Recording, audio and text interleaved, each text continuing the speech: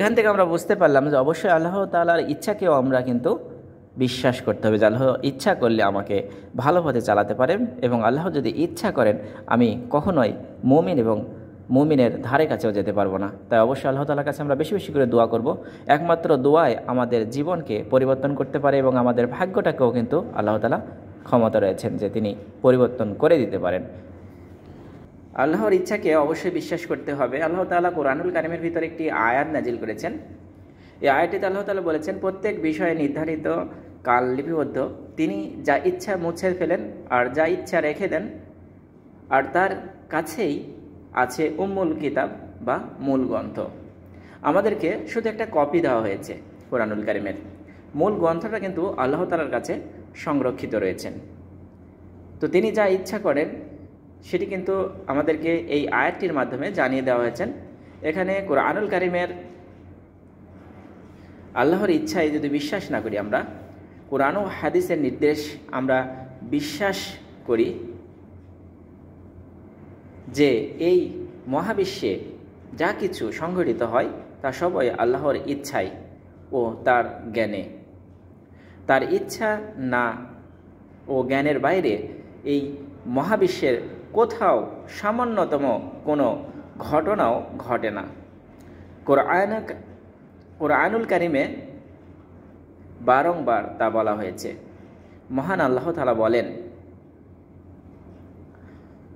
সূরাতুল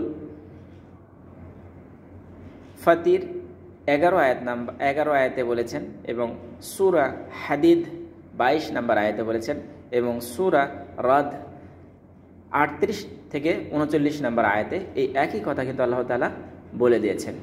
এখান থেকে আমরা যদি একটি বিষয়, আরেকটি আয়াতে আল্লাহ তাআলা বলেছেন যে তোমরা ইচ্ছা করবে না যদি না আল্লাহ ইচ্ছা করেন।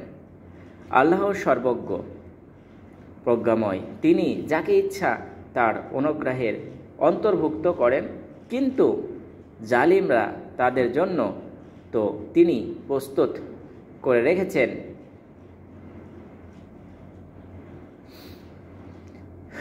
শাস্তি।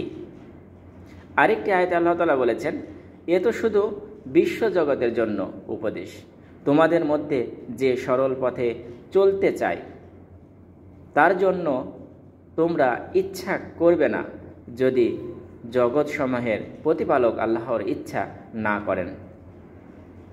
এই আয়াতটিতে ভালো করে কিন্তু বুঝিয়ে দেওয়া হয়েছে যে আল্লাহ তাআলা যদি ইচ্ছা না করেন আপনার পক্ষে কখনোই ভালো পথে চলা সম্ভব হবে না।